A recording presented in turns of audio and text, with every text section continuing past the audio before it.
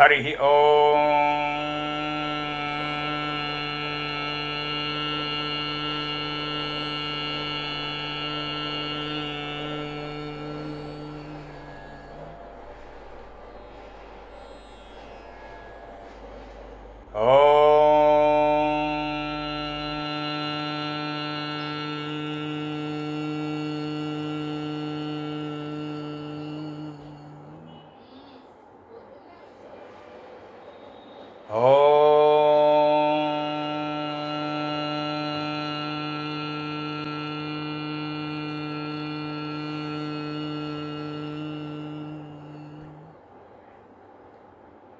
గురుర్బ్రహ్మా గురుర్విష్ణుః గురుర్దేవో మహేశ్వరః గురుః సాక్షాత్ పరం బ్రహ్మ తస్మై శ్రీ గురవే నమః. మూర్తిత్వే పరికల్పితస్య శిభృతో వర్త్మా పునర్జన్మనాం ఆత్మేత్యాత్మవిదాం క్రతుశ్చ యజతాం భర్తామరజ్యోతిషాం లోకానాం ప్రళయోద్భవస్థితి విభుశ్చానేకథాయ శ్రుతౌ వాచం నః సతదాత్వనేకకిరణః త్రైలోక్యదీపో రవిః యక్కిరాలకులాంబోధివిధుమానందరూపిణం అనంతార్యతనూజాతం కృష్ణం వందే జగద్గురుం శ్రీకృష్ణమాచార్యమనంతపుత్రం సత్సాధుమిత్రం కరుణార్ద్రనేత్రం గురుం గురూణాం పితరం పితॄణాం అనన్యశేషశరణం ప్రపద్యే అనన్యశేషశరణం ప్రపద్యే అనన్యశేషశరణం ప్రపద్యే. శ్రీకృష్ణార్యశిష్యరాజం జ్యోతిశ్శాస్త్రప్రబోధకం శ్రీపదమార్గమార్తాండం లక్ష్మణార్యమహం భజే.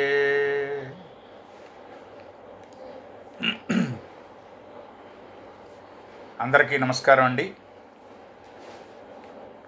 ప్రతి గురువారము ఆదివారము మనము అధ్యయనం చేస్తున్నటువంటి జ్యోతిష తరగతుల్లో భాగంగా ఇవాళ భావశీలాధ్యాయంలో ఉన్నటువంటి బృహస్పతి యొక్క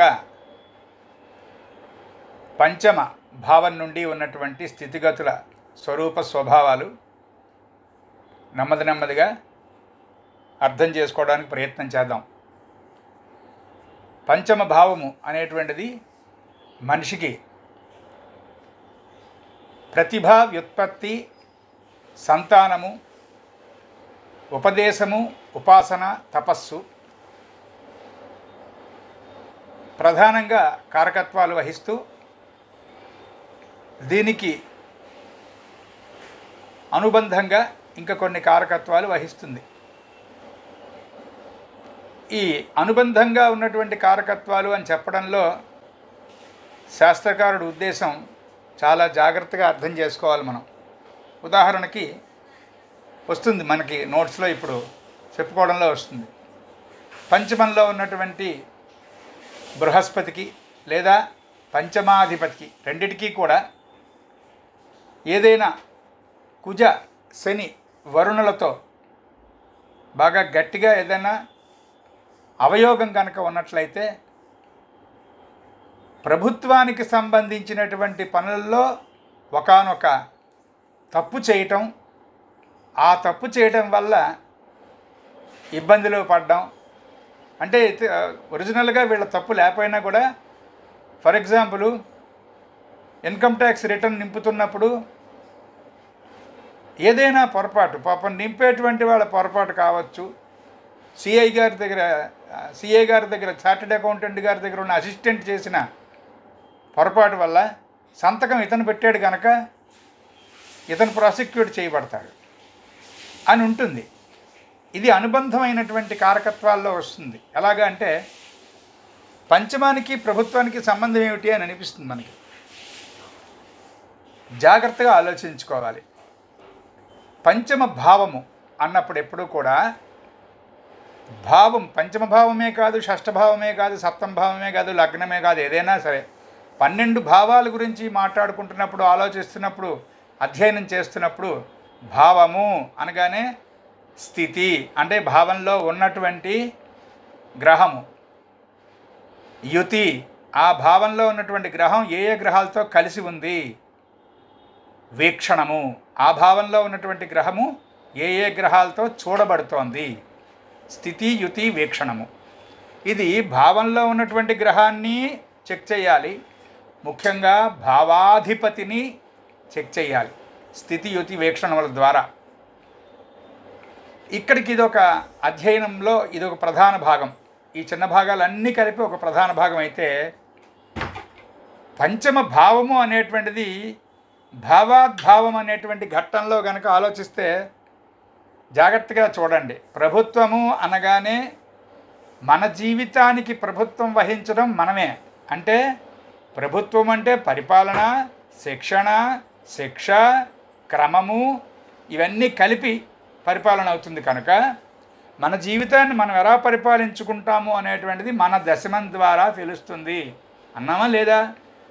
అప్పుడు అందరినీ పరిపాలించేటువంటి ప్రభుత్వం కూడా మన జాతకంలో దశమం నుంచి, అంటే ఎలాంటి ప్రభుత్వ అండతో రాజానుగ్రహ సిద్ధిరస్తు అంటున్నాను చూసారా ఆశీర్వచనంలో, ఆ రాజుగారి యొక్క అనుగ్రహం, ప్రభుత లేక ప్రభువు యొక్క ఆ అనుగ్రహ సంబంధము మనకి ప్రభువుకి ఉండేటువంటి, అంటే కలెక్టర్ గారి దగ్గర నుంచి పిఎం గారి వరకు అందరూ మనకి ప్రభువులు. అలా చూస్తే ఆ 10వ ఇల్లు, మన 10వ ఇల్లు ఏదైతే ఉందో అక్కడి నుంచి మన 5వ ఇల్లు ఏ భావం అవుతుంది? నాకు ఎవరైనా చెప్పండి.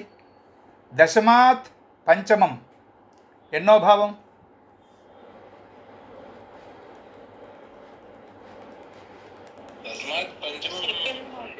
ఏమండి? దశమాత్ పంచమం, దశమం నుండి 5వ ఇల్లు. అమ్మా కాదమ్మా, కాదమ్మా, దశమాత్ పంచమం, దశమం నుండి పంచమం అంటే ఎలా చూస్తామంటే భావాత్ భావం అనేటువంటిది ప్రాక్టీస్ చేయటం లేదు, ఎవరూను మిస్ అయిపోయారు. చాలాసార్లు చెప్పాను నేను, రాదు, చెప్తాను వినండి. 10కి ఎదురుకుండా ఏముంది అంటే 10 నుంచి 4 ఎన్నో ఇల్లు అవుతుంది? మరి ఆ పక్కది 8వ ఇల్లు కదా, అంటే దశమాత్ పంచమం 8వ ఇల్లు అవుతుంది. అంటే దీన్ని ఇంకోలా కూడా చూపిస్తాను. 10, 11, 12 లగ్నము, ద్వితీయము, తృతీయము, చతుర్థము, పంచమము.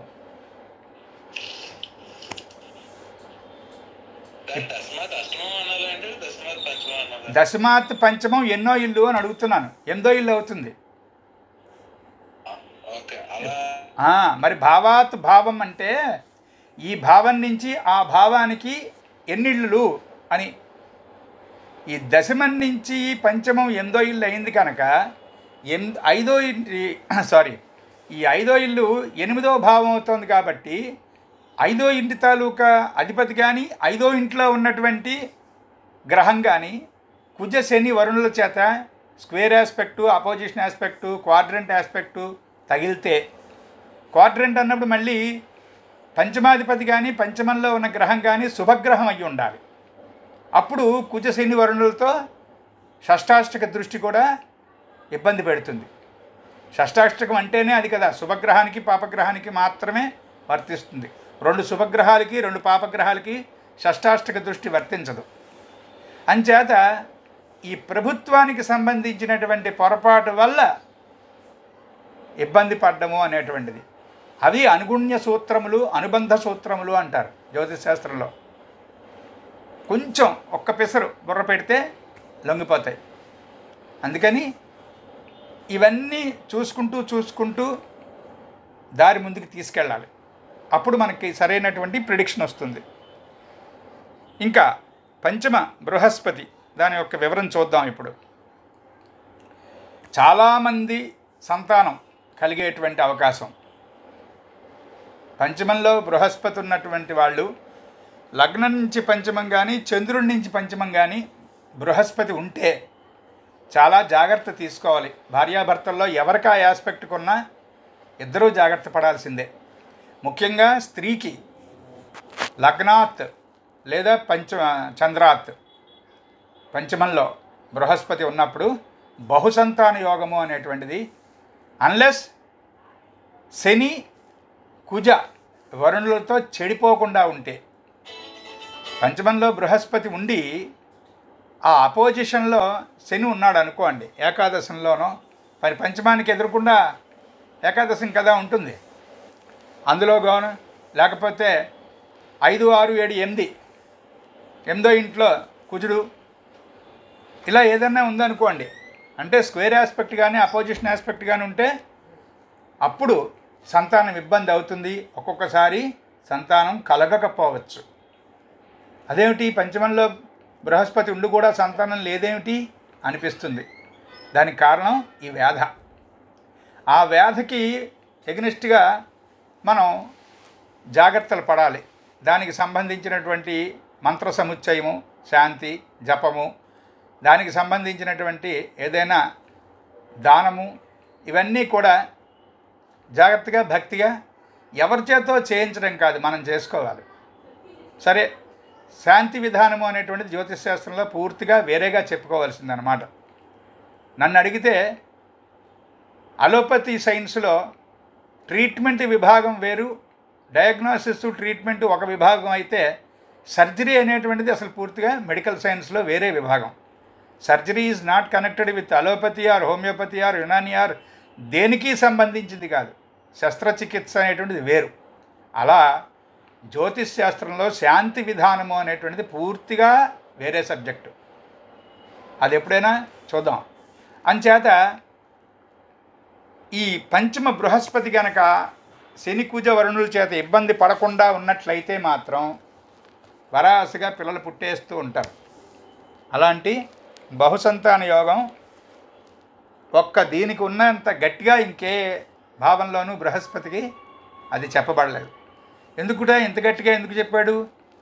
బృహస్పతి సంతానకారకుడు, సంతానకారక గ్రహం బృహస్పతి. అలాంటి ఇక్కడ భావాల్లోనేమో పంచమం సంతాన కారకత్వం వహించేటువంటి భావం. భావము అదే అయ్యి భావంలోనూ బృహస్పతి గ్రహకారకత్వం వహించేటువంటి బృహస్పతి ఉంటే ఇక మనం సంతానం గురించి జాగ్రత్త పడకపోతే ఇల్లంతా పిల్లలే.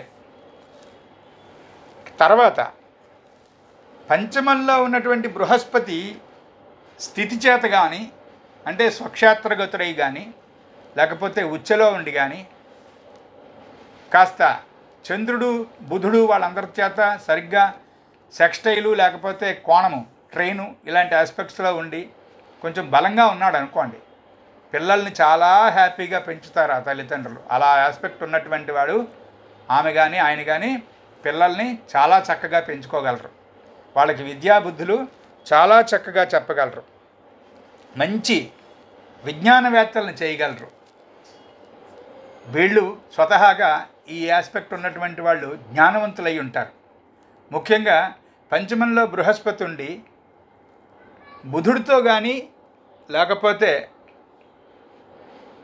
శనితో కానీ సెక్స్టైల్ ఉందనుకోండి, అర్ధకోణ దృష్టి. 5లో బృహస్పతి, 7వ ఇంట్లో బుధుడు లేదా శని ఉన్నా కూడా, సప్తమంలో శని ఉంటే వివాహం ఆలస్యం అయితే అవ్వచ్చు, ప్రమాదం ఏం లేదు. కానీ చాలా చక్కని జ్ఞానవంతులై ఉంటారు. నాకు పెళ్ళి అవ్వలేదు అని ఏడ్చేటువంటి రకాలుగా కాకుండా వాళ్ళ జీవితంలో జ్ఞాన విజ్ఞాన సముపార్జన అనేటువంటిది చాలా పర్ఫెక్ట్గా ఉంటుంది. అదే గనక బుధునికి శుక్రునికి సెక్స్టైల్ ఉందనుకోండి, స్వతహాగా పండితులయ్యి చక్కనైనటువంటి ఎక్స్ప్రెషను, చక్కనైనటువంటి టీచింగ్ కెపాసిటీసు, మంచి ఆరేటర్ అని పేరు తెచ్చుకోవటం, ఇవన్నీ కూడా Venus and Mercury sextile, Jupiter and Saturn సెక్స్టైల్లో వాళ్ళే మంచి నాలెడ్జ్ని ఎక్వైర్ చేయగలుగుతారు. జ్ఞాన సముపార్జనము అనేటువంటిది చాలామందికి చేతనైనటువంటి పని కాదు. ముఖ్యంగా ఈ రోజుల్లో మరీ ప్రమాదం. ఎంచేత జ్ఞానము విజ్ఞానము అనేటువంటివి రెండు శాఖలు కూడా కాస్త ఆ మాత్రం ఈ మాత్రం చక్కని రీతిలో నలుగురికి పనికొచ్చేటువంటి స్థితిలో వివరించేటువంటి వాళ్ళే కరువైపోతున్నారు. అలాంటి సిలబస్సే పోతోంది అన్ని విద్యా విధానాల్లోనూ. అదే అసలు ప్రధానమైన కారణం.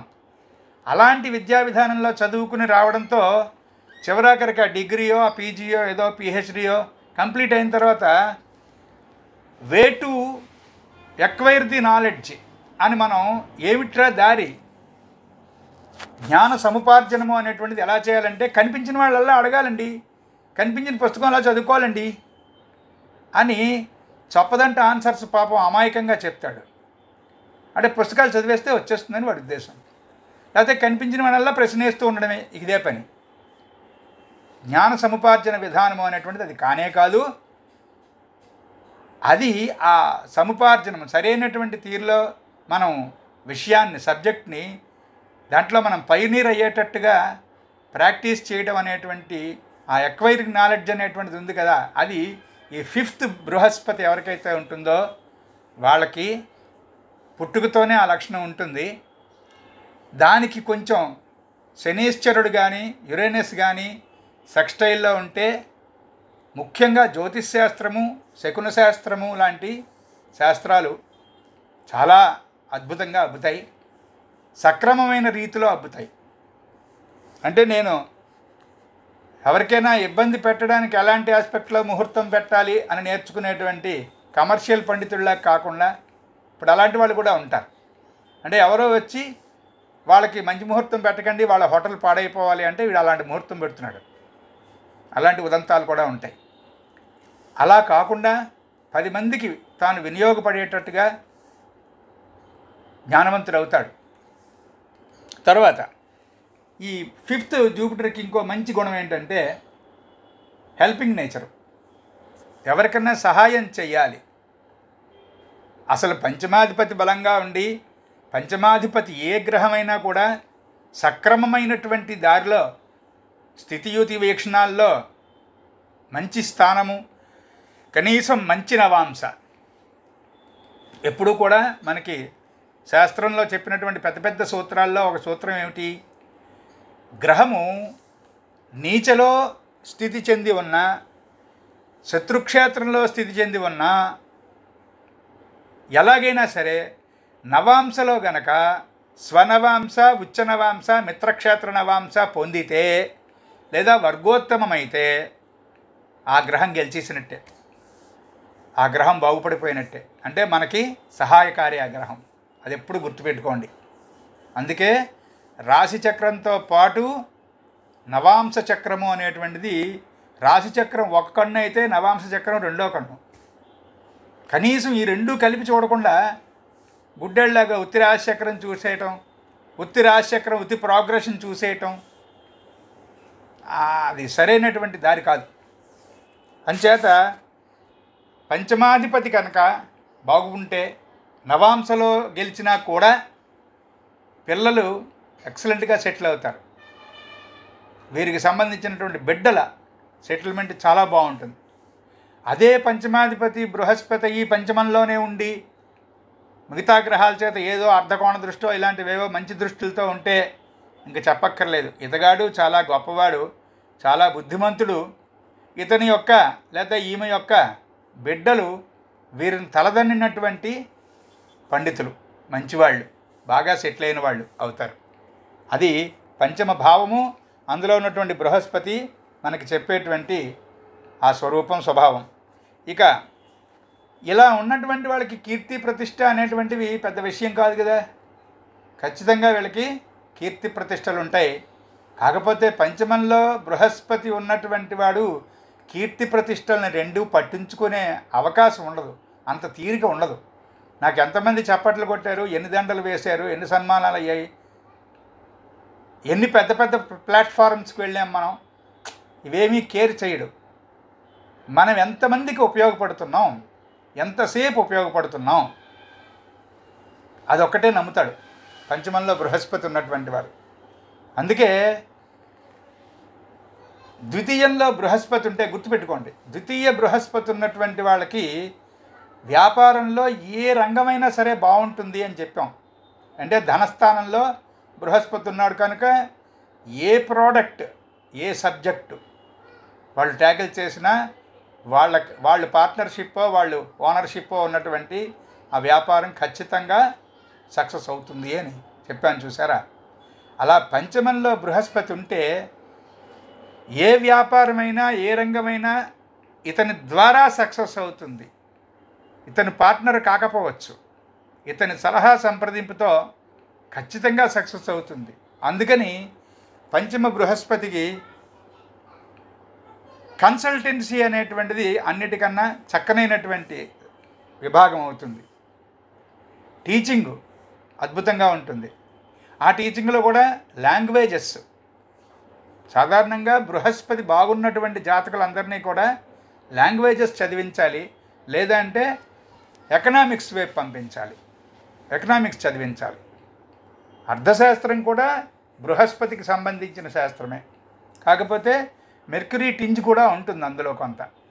అంటే మెర్క్యూరీ ఫ్లేవర్ కలిసినటువంటి జూపిటీరియన్ క్వాలిటీస్లో అర్థశాస్త్రం ఒకటి. సబ్జెక్ట్స్ అలాగా ఏ గ్రహకారకత్వంలో ఏ ఏ విధాలైనటువంటి సబ్జెక్ట్స్ ఉన్నాయి అనేటువంటిది కొంచెం మంచి సబ్జెక్ట్, అది కొంచెం గట్టిగా ఉంటుంది. గ్రహకారకత్వాలు, రాశికారకత్వాలుతో పాటు అధ్యయనం చేయవలసినటువంటి సబ్జెక్టు. ఎందుకు ఇలా చెప్తున్నానంటే, సాధారణంగా మనకి పిల్లలు పాపం అప్పుడే ఎదుగుతున్న వాళ్ళు 10th క్లాసు, ఇక 10th చదువుకోవడానికి ఉన్నారు, 10th అయిపోతే ఇంకా ఇంటర్మీడియట్ దగ్గరికి వస్తున్నారు అనుకున్నటువంటి వాళ్ళ తల్లిదండ్రులు వస్తారు మన దగ్గరికి. మా పిల్లల్ని ఏం చదివించాలండి? ఆ ఏం చదివించాలి అనేటప్పుడు మనం జాగ్రత్తగా ఆలోచించి, వాళ్ళు బాగుపడకపోతే బాగుపడకపోవచ్చు, కానీ చెడిపోకుండా ఉండేటట్టుగా మనం సలహా చెప్పాలి. అది చాలా ముఖ్యం. మెర్క్యూరీ పాడైపోయిందండి ఒక జాతకంలో.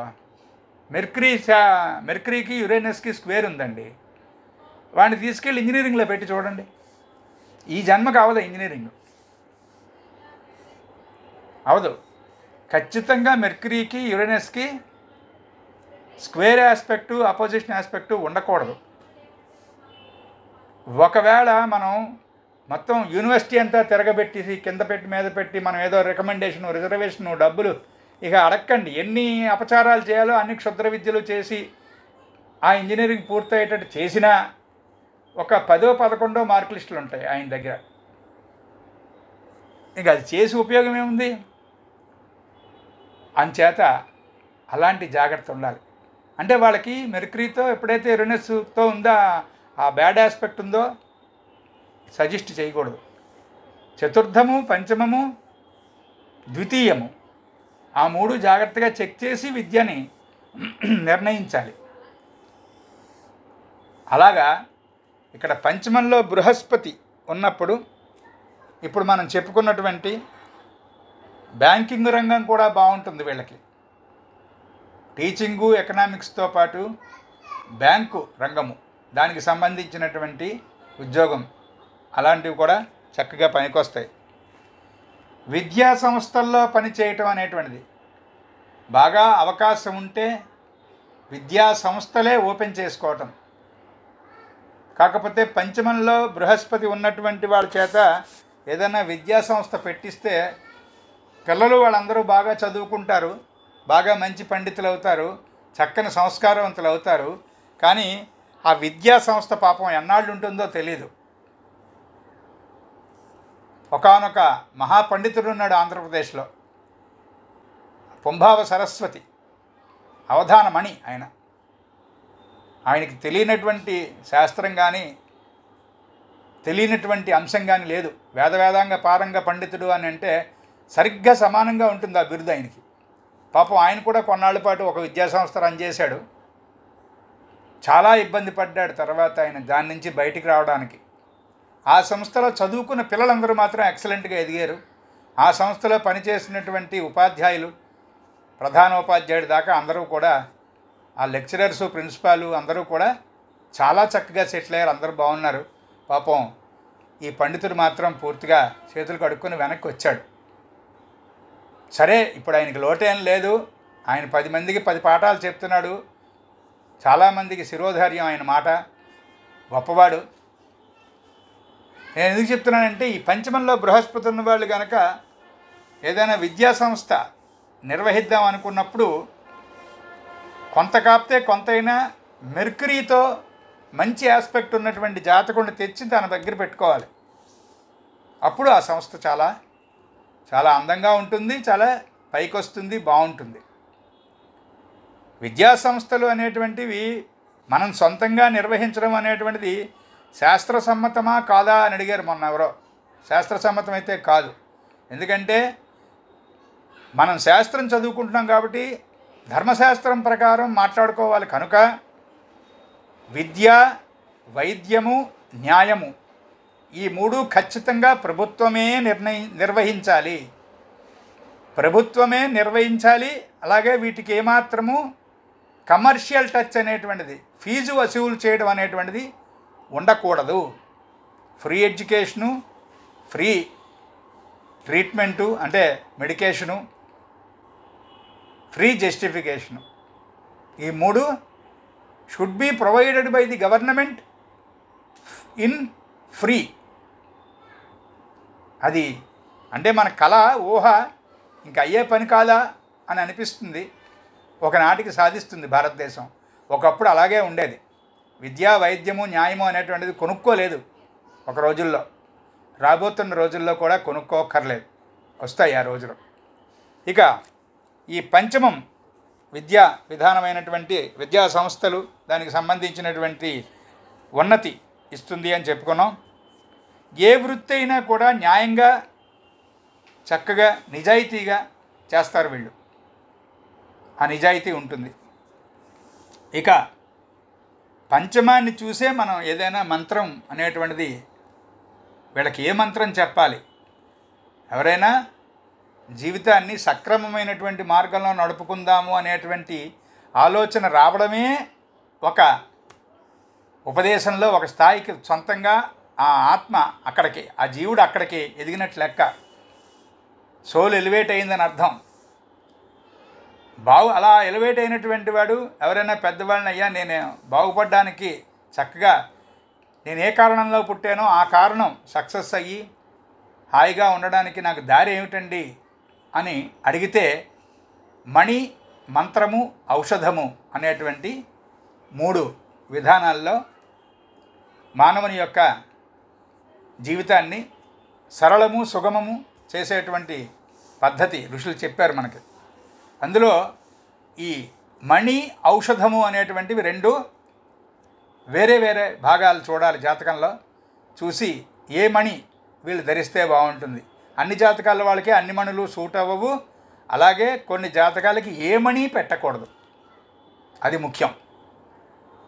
అది తీసి పక్కన పెడితే ఈ ఔషధము అనేటువంటిది 6, 8, 12 ఈ స్థానాలను చూసి ప్రత్యేకంగా కుజుణ్ణి వేరేగా అధ్యయనం చేసి జాతకంలో వారి యొక్క శారీరక, మానసిక స్థితిగతులతో ఉన్నటువంటి స్వస్థత లేదా స్వస్థత పాడైపోయినటువంటి స్థితి, దాన్ని మనం బేరీజ్ వేసుకుని ఔషధాన్ని నిర్ణయం చేయటం, అది ఒక విభాగం.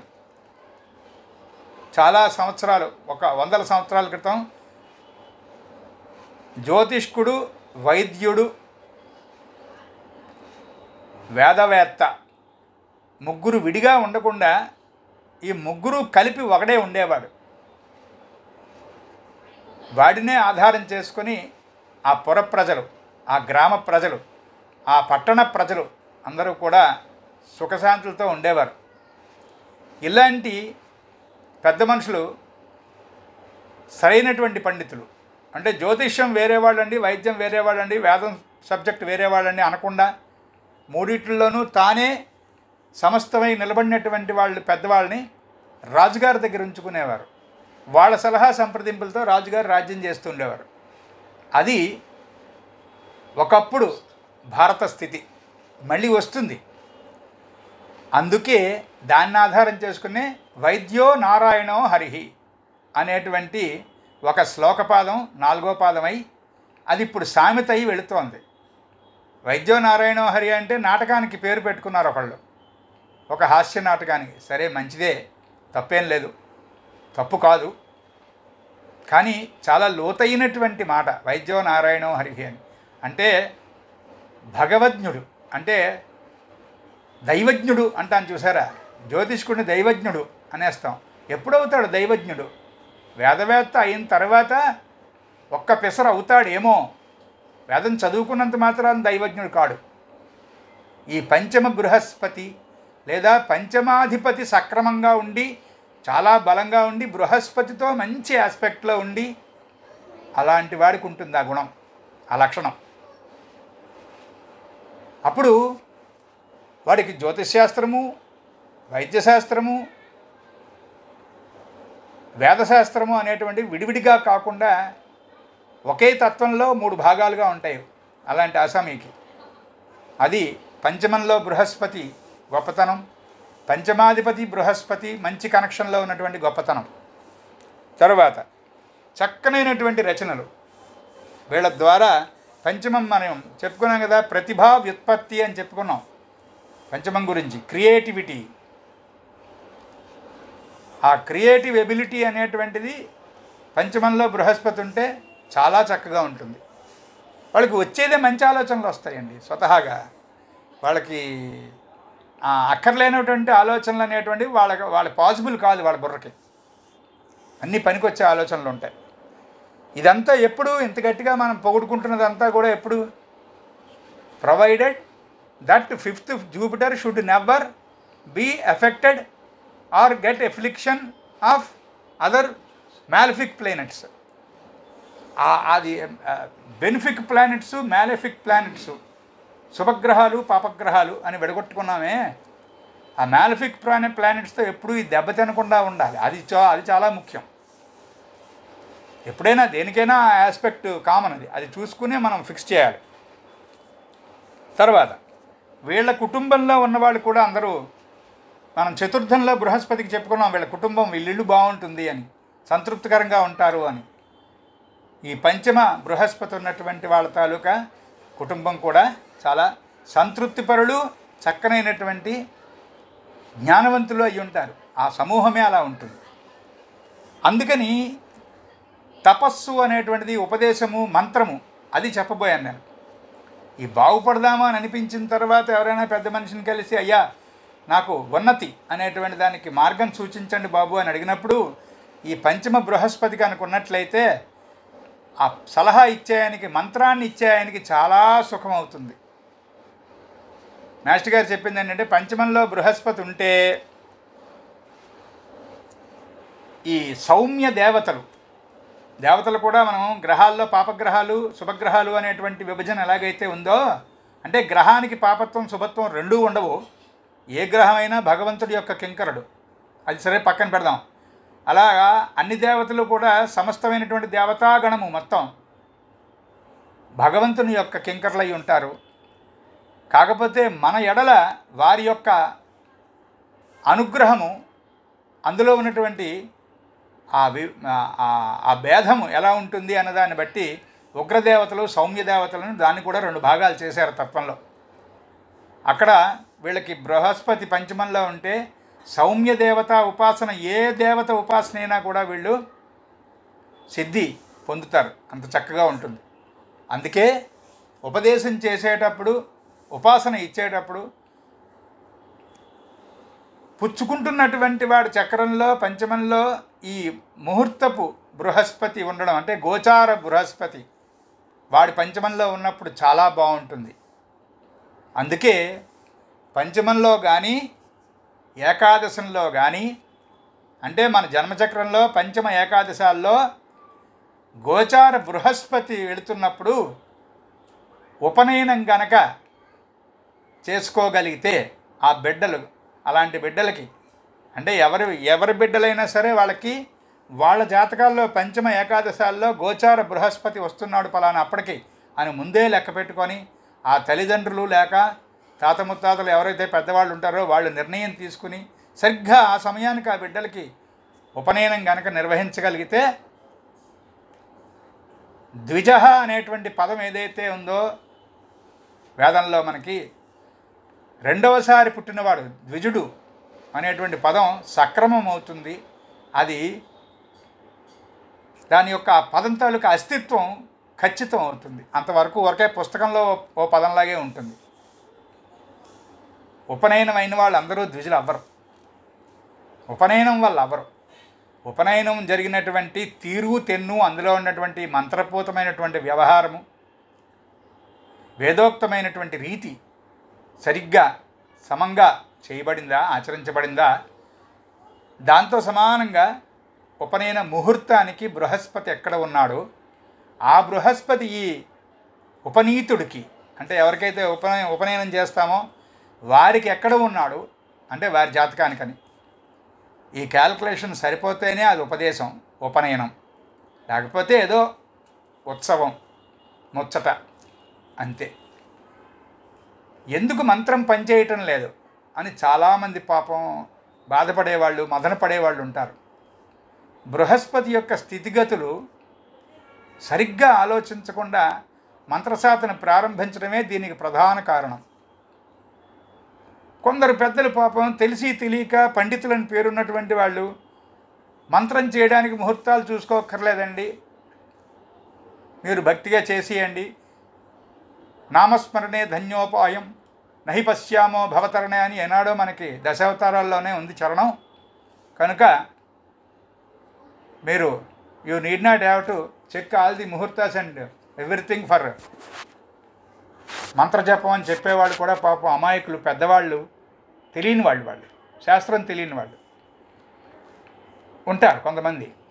కానీ వారి సలహాని మనం తోసిపుచ్చి వారిని ఏమనొద్దు, అది మంచి పద్ధతి కాదు. మనం పట్టించుకోవద్దు, మనం ఆచరించొద్దు.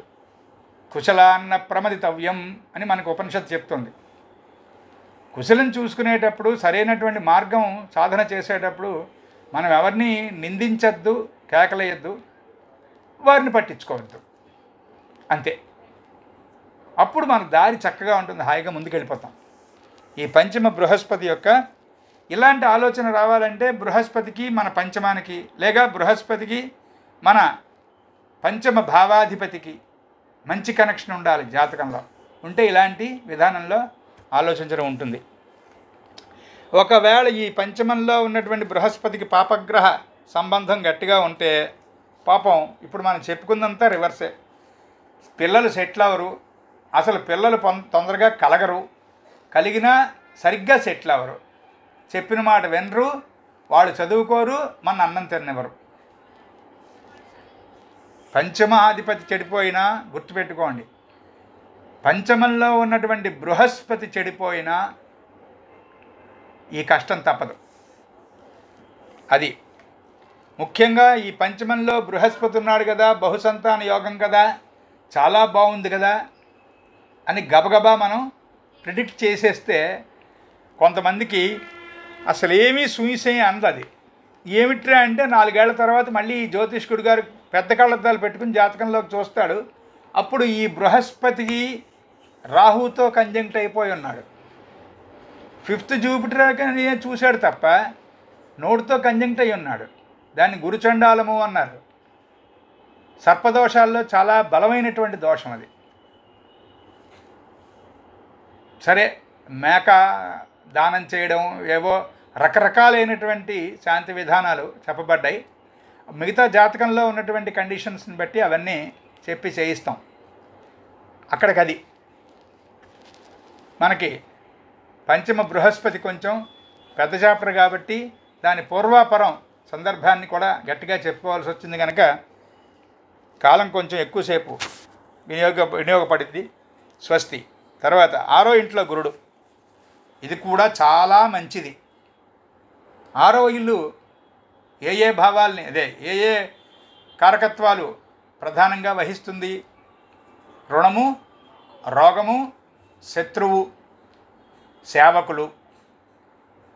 రుణము, రోగము, శత్రువులు, సేవకులు, ఈ నాలుగింటిని ప్రధాన కారకత్వం వహించేటువంటి ఈ 6వ ఇల్లు ఏదైతే ఉందో దాంట్లో బృహస్పతి కనుక ఉంటే ముందు మన సుపీరియర్స్ ఎవరైతే ఉన్నారో ఉద్యోగస్తులు అనుకోండి, 6వ ఇంట్లో బృహస్పతి ఉన్నవాళ్ళు, వాళ్ళ సుపీరియర్స్ వాళ్ళని లవ్ చేస్తారు, చాలా అడ్మైర్ చేస్తారు. ఈ సబార్డినేట్ చాలా మంచివాడు, ఈవిడ చాలా ఎముకబుల్గా ఉంటుంది, ఈ క్లార్కు, ఈ ఆఫీసరు అని సుపీరియర్సు చక్కనైనటువంటి అడ్మైర్ చేస్తారు వాళ్ళు. అసలు ఈ 6th జూపిటర్ వాళ్ళని అంత చక్కగా ఉంటారు వీళ్ళు ఆఫీస్లో. ముఖ్యంగా వీళ్ళ ఈ సుపీరియర్స్తో కనెక్షన్ ఎంత చక్కగా ఉంటుందో సబార్డినేట్స్ కూడా వీళ్ళు చెప్పిన మాట వినడము, వీళ్ళకి హెల్ప్ఫుల్గా ఉండడము, వీళ్ళకి రిలయబుల్గా ఉండడము. ఎప్పుడు కూడా ఒకటనేవారు గురువుగారు, సబార్డినేట్ నుంచి we should never expect obedience, we should always be free with our subordinates and they must be helpful. అక్కడ ఒబీడియన్స్ వల్ల ఉపయోగం ఏముండదు. ఎస్ సార్, ఓకే సార్, అవును సార్ అని అనడం వల్ల పెద్ద ఉపయోగం ఉండదు. ఎముకబుల్ వర్క్మ్యాన్షిప్ వాళ్ళ దగ్గర ఉంటే, అంటే మనం మనసులో ఉండగానే వాళ్ళు గ్రహించి మన పని మొదలు పెట్టగలగాలి. అలాంటి వాళ్ళు కావాలి సేవకులు అనేటువంటి వాళ్ళు, సహోద్యోగులు అనేటువంటి వాళ్ళు. అలాంటి సహాయం మనం ఆశించాలి. వాళ్ళు వినయంగా ఉండక్కర్లేదు, అది అడుగులు ఎత్తేటట్టు వాళ్ళతో ప్రమాదం కూడాను. అలాంటి వాళ్ళే గొయ్యి తీస్తారు. సో ఈ 6th జూపిటర్ ఎవరికైతే ఉంటుందో వాళ్ళ సుపీరియర్స్తోనూ వాళ్ళకి బాగుంటుంది, వాళ్ళ సబార్డినేట్స్తోనూ ఇంకా బాగుంటుంది, చాలా చక్కగా ఉంటుంది. ముఖ్యంగా వీళ్ళు 6th జూపిటర్ ఉంటే నమ్మకమైన వ్యక్తులండి వాళ్ళు. అది ఇచ్చారు, ఆ బిరుదు ఇచ్చారు షష్ఠ బృహస్పతికి ఖచ్చితంగా. ఈ సాధారణంగా వీళ్ళ ఆరోగ్యం వీలైనంత మటుకు చెడిపోదు. ఎందుకంటే రుణము, రోగము ఆ కారకత్వం వహిస్తున్నటువంటి 6వ ఇంట్లో బృహస్పతి ఉండగా చక్కనైనటువంటి తీరులో వీళ్ళకి ఏమాత్రం ఇబ్బందులే ఉన్నా కూడా వెంటనే మంచి తీరులో ఒక వైద్యం అందుతుంది, సూటబుల్గా ఉంటుంది. ఏదో జలుబు అనుకున్నానండి, ఏదో క్రోసిన్ వేశానండి, తలనొప్పి అన్నాడండి అంటే అదేదో వికటించిందండి అనకుండా ఎందుకు జలుబు వచ్చిందో ఆ కారణానికి వైద్యం చేసేటువంటి ఉన్నతమైనటువంటి జ్ఞానం కలిగిన డాక్టర్ గారు దొరుకుతారు వీళ్ళకి. హాయిగా మొదటి డోసుతోనో మొదటి ట్యాబ్లెట్తోనే వీళ్ళకి ఇబ్బంది తగ్గిపోతుంది, హాయిగా బలంగా ముందుకు వెళ్తారు. ఈ 6th జూపిటర్ వాళ్ళకి ప్రొఫెషన్ ఏం చెప్పారంటే ఈ హెల్త్ డిపార్ట్మెంట్ మనం చెప్పుకుంటామే, directorate of medical and health services అని, అలాంటి డిపార్ట్మెంట్లు. ఈ తర్వాత పబ్లిక్ హెల్త్, బ్యాంకులు, ఇవన్నీ కూడా వీళ్ళకి ఉద్యోగానికి ప్రయత్నాలు చేసుకునేటువంటి స్థానాలు. 6వ ఇంటికి చెప్తూ ఉద్యోగం ఎందుకు చెప్తున్నారు, ప్రొఫెషన్ ఎందుకు మాట్లాడుతున్నారు, 10 నుంచి వెనక్కి లెక్క పెట్టండి. ముందు అసలు వెనక్కి వ్యుత్క్రమంలో 10, 9, 8, 7, 6, 10 నుంచి వెనక్కి అయితే 5వ ఇల్లు, 10 నుంచి ముందుకి 10, 11, 12 లగ్నము, ద్వితీయము, తృతీయము, చతుర్థము, పంచము, షష్టం, 9వ ఇల్లు. గమనించారా ఈ తమాషాని? 10 నుంచి వెనక్కి 5వ ఇల్లు అవుతుంది, 10 నుంచి ముందుకి 9వ ఇల్లు అవుతుంది, 6వ ఇల్లు. అందుకే మన పూర్వజన్మలో మనం చేసినటువంటి ఉద్యోగము, వ్యాపారము, తద్వారా మనం సంపాదించినటువంటి ఆస్తి పాస్తి, వాటితో పాటు తెచ్చుకున్నటువంటి ఆ లక్షణాలతో ఉన్నటువంటి రుణము, రోగము, శత్రువు, ఇవన్నీ కూడా పూర్వజన్మలో 10వ ఇంటికి సంబంధించిన కథ అంతా ఈ జన్మలో 6వ ఇల్లు అయి వాటిని ఎమిట్ చేస్తూ ఉంటుంది. భావాత్ భావం అనేటువంటిది ప్రతిరోజు కూడా కాసేపు ఒక అరగంటో పావుగంటో కనీసం గంటో కూర్చుని ఈ భావాద్భావం అనేటువంటిది, ఈ ఇంటి నుంచి ఆ ఇల్లు వెనక్కి ఎన్నో ఇల్లు అవుతుంది, ముందుకు ఎన్నో ఇల్లు అవుతుంది అని మనమే ఆలోచించుకుని, ఓహో ఈ లక్షణం నుంచి ఈ లక్షణం ఇలా ఉందన్నమాట అనేటువంటిది ఒక టాపిక్ ప్రత్యేకంగా ఒక టేబుల్ తయారు చేసుకోవడం మొదలు పెడితే ఒక కనీసం 100-150 కాంబినేషన్స్ వస్తాయి. 12 144 కాంబినేషన్స్ మినిమం వస్తాయి. ఇన్ని కాంబినేషన్సా అని కంగారు పడకుండా కనుక అలవాటు చేసుకున్నట్లయితే రేపో ఎల్లుండి అవతల ఎల్లుండి అయ్యేటప్పటికి ఇంకా అస్తమాటు పిచ్చాడల్లే ఉండండి ఒక్క నిమిషం 2 14 ఎంత అంటే అమ్మో 2 14లే క్యాల్కులేటర్ అని అరవకుండా టుక్మని 28 అన్న దగ్గరికి వస్తుంది. ఎక్కం అనేటువంటిది కంటతా ఉండకూడదు. ఎక్కం అనేటువంటిది నీ పేరు ఏమిటంటే రామభద్రమూర్తి అన్నట్టుగా చెప్పగలగాలి. ఎక్కం అలా వస్తుందా లేదా అనేటువంటిది చెప్పేటువంటివి 2 గ్రహాలు. 1 బుధుడు, 2 గురుడు జాతకంలో. ఎక్కాలే సమంగా రాకపోతే ఇంక మిగతా విషయాలు గుర్తున్నట్టే, ఆకలింపుకు వచ్చినట్టే, అర్థమైనట్టే. ఇంకా అందుకనే మనకి చిన్నప్పటి నుంచి ఎక్కములు అభ్యాసము అనేటువంటిది. ఎక్కాలు కంటతో పెట్టించకూడదు, ఎక్కాలు ఆకలింపుకు రావాలి. అందుకే ఎక్కాలను ఎప్పుడూ కూడా మల్టిప్లికేషన్స్ అన్నీ కూడా ప్లస్లాగా చెప్పగలగాలి, ప్లస్లన్నీ మల్టిప్లికేషన్స్లో ఉన్నటువంటి భాగాలుగా చెప్పగలగాలి. మ్యాథ్స్ అలా టీచ్ చేయడం అనేటువంటిది నాకు తెలిసి పూర్వతరాల్లో అయిపోయింది. ఇప్పుడు ఈ మెర్క్యూరీకి బృహస్పతి జూపిటర్కి ఉన్నటువంటి మంచి కనెక్షన్స్ ఉన్న జాతకాల్లో ఆ గట్టితనం ఉంటుంది. ఎంచేత Mercury stands for mathematics and Jupiter stands for teaching. చక్కనైనటువంటి వ్యక్తీకరణ.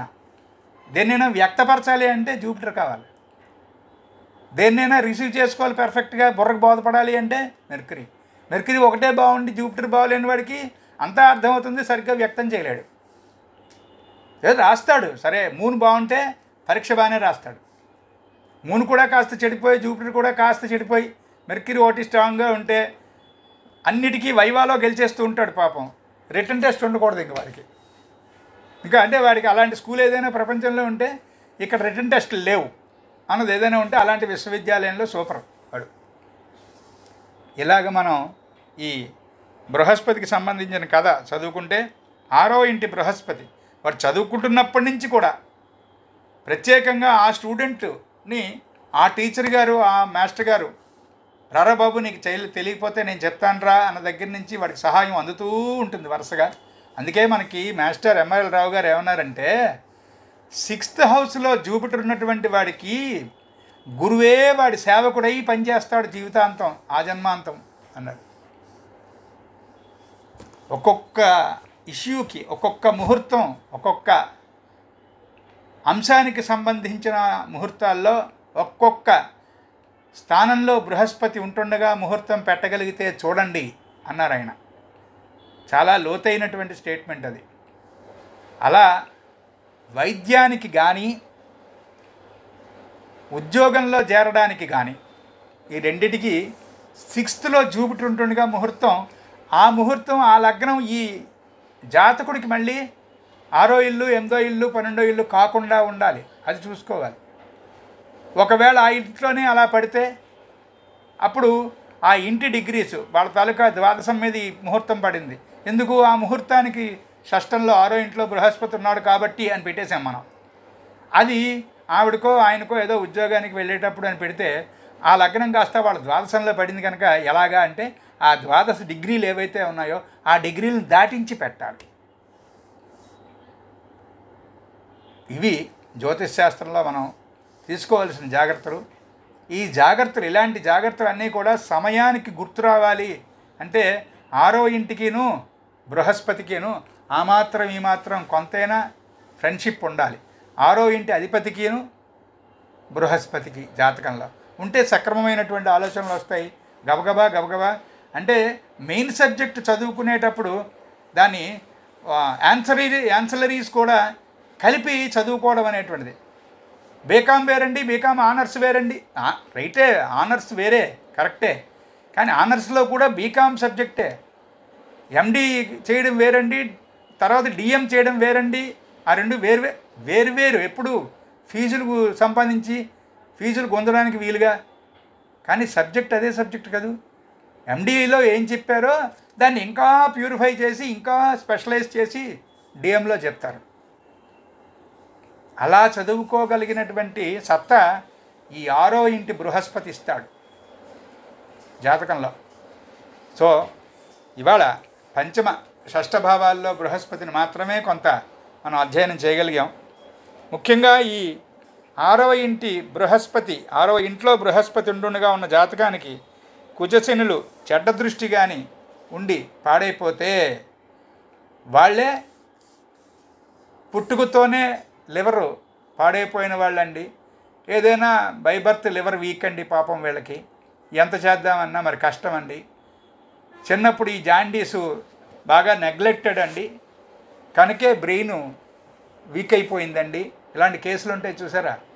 6th జూపిటర్ ఉండి మార్స్ కానీ శాటర్న్ కానీ స్క్వేర్ పడిపోయింది, అపోజిషన్ పడిపోయింది. అది చూసుకోవాలి. ఇంత మనం కష్టపడి సూపర్ అని చెప్పుకున్నదంతా కూడా పాపగ్రహ ప్రసక్తి వల్ల పూర్తిగా నిర్వీర్యం, పూర్తిగా నిష్ఫలం. అది మనం అనుకున్నదంతా తిరగబడిపోతుంది. అది జాగ్రత్త పడి మనం చదువుకోవాలి. వీళ్ళు అప్పులు కూడా నిర్లక్ష్యమైనటువంటి అప్పులు ఇచ్చి, బ్యాంక్ ఇస్తుంది కదా, వీడికి అధికారం ఉంది కదా, యాన్సిస్ట్రియల్ ప్రాపర్టీ ఉంటుంది ఒక 50 ఎకరాలు, ట్రిప్కి 2 ఎకరాలు 5 ఎకరాలు అక్కడ ప్లెడ్జ్ చేస్తాడు బ్యాంకులో. Against that pledge he will get 1000 1 lakh ఎంతో వచ్చింది, మరి కట్టడం. ఈ ప్లెడ్జ్ చేసింది బ్యాంకుకి దారాదత్తం. అంటే తాతగారు సంపాదించిందంతా బ్యాంక్కి ఇచ్చాం. 7-8 ఏళ్లలో ఇచ్చేస్తాడు. బాగా అదృష్టమైన జాతకం అయితే 10 ఏళ్లలో ఇచ్చేస్తాడు. కట్టినటువంటి సినిమా హాల్కే నౌకరీ అయిపోతాడు లాస్ట్లో. గడే సినిమా హాల్ అయితే కట్టాడో ఈ బ్యాంకులో తెచ్చి మరి దాంట్లో తీర్చాలి కదా, టికెట్లు అమ్మి మరి తీర్చడు. ఫ్రెండ్స్కి వాళ్ళకి వీళ్ళకి అన్నీ తినిపించడానికి అన్నీ డబ్బులన్నీ ఖర్చు పెట్టేస్తుంటాడు, బ్యాంకు కట్టడు. అది ఎవరో కొనుక్కుంటారు సినిమా హాలు, బ్యాంకులో తీరుతుంది, వాళ్ళు తీర్చుకుంటారు. వీడు అందులోనే వాచ్మ్యాన్. మాస్టర్ గారు ఈకే గారు చెప్పారట, ఆయన క్లాసెస్ రన్ చేస్తున్నప్పుడు తుని అనేటువంటి ఊరిలో సినిమా హాల్ పేరు చెప్పి అందులో ఒక ఆయన ఉంటాడు చూడండి, పియోను, ఫలానా పేరు ఆయన పేరు అని చెప్పి ఆయన జాతకం డీటెయిల్స్ అని చెప్పి, ఒకప్పుడు ఆ సినిమా హాల్కి ఆయనే ఓనరు. తర్వాత కాలక్రమంలో ఆయన జాతకం కాలదోషం పడడం వల్ల, అంటే 6th జూపిటర్ పాడైపోతే ఇలా ఉంటుంది, తిరగబడిపోతుంది. ఓడలు బళ్ళు వాళ్ళు అనేటువంటి సామెత ఇక్కడ సరిపోతుంది. అంచేత ఈ 6వ ఇంటి జూపిటర్ కథ ఇక్కడ వరకు మనకి వివరాల్లో అందింది కనుక మిగతాదంతా కూడా మనం సొంతంగా ఇంకా అధ్యయనం చేసి తరింతుముగాక. స్వస్తి ప్రజాభ్య పరిపాలయంతాం న్యాయేన మార్గేణ మహిమహీషాః గోబ్రాహ్మణేభ్యः శుభమస్తు నిత్యం. లోకాः సమస్తాः సుఖినో భవంతు. ఓం శాంతి శాంతి శాంతి.